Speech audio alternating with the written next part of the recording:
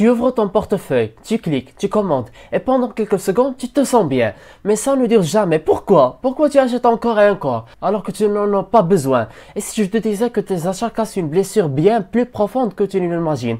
Reste avec moi jusqu'à la fin, car ce que tu vas découvrir pourrait te libérer à jamais de cette boucle invisible. D'abord, ce que tu achètes ne te nourrit pas. Regarde bien ce que tu consommes. Vêtements, gadgets, abonnements, plats livrés. Tu veux du changement, mais tu achètes des objets. Tu veux de l'amour, mais tu remplis ton panier. Tu veux exister, alors tu dépenses pour être vu. Mais tu es prêt à entendre ce que ton inconscient essaie vraiment de te dire? Alors l'achat comme un analgésique émotionnel. Chaque achat est une micro-anesthésie, un shoot de dopamine, un pansement sur une plaie invisible, solitude, rejet, ennui, manque d'estime de soi. Tu crois choisir librement, mais en réalité, tu fuis. Tu vas voir dans un instant comment reconnaître les vrais signaux de ton vide intérieur. Ne pars pas. Donc je te lance les symptômes du vide intérieur. Tu ressens un manque même après un achat réussi. Tu culpabilises après avoir dépensé. Tu caches tes achats ou tu les justifies excessivement. Tu ne te souviens même plus pourquoi tu l'as acheté.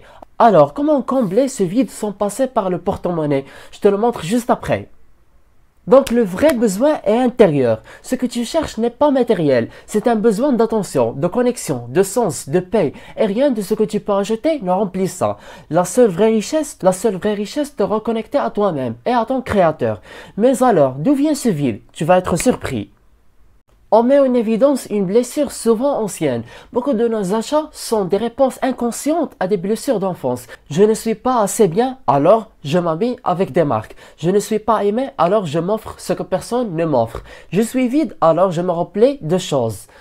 Et voici la partie que personne ne t'explique jamais. Alors le chemin vers la libération. Premièrement, reconnais le vide sans le juger. Deuxièmement, note chaque achat impulsif et l'émotion associée.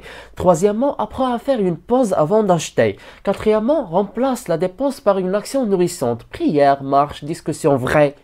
Cinquièmement, fixe-toi une intention avant chaque dépense. Est-ce que ça me construit ou est-ce que ça me distrait? Mais le plus grand secret, c'est celui-ci.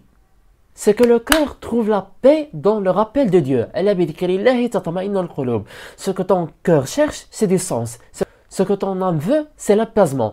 Et c'est en Dieu seul que tu trouveras ce que ni les boutiques, ni les écrans, ni les promotions ne pourront jamais t'offrir.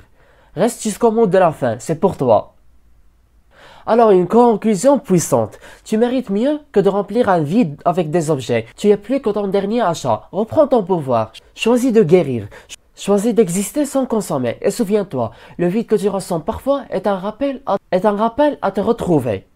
Et je m'interroge, comment tu es intéressé à ce contenu sans que tu watches les vidéos précédentes dont on parle de la psychologie de l'argent? Watch-les, c'est un héritage cognitif à l'humanité. À très bientôt.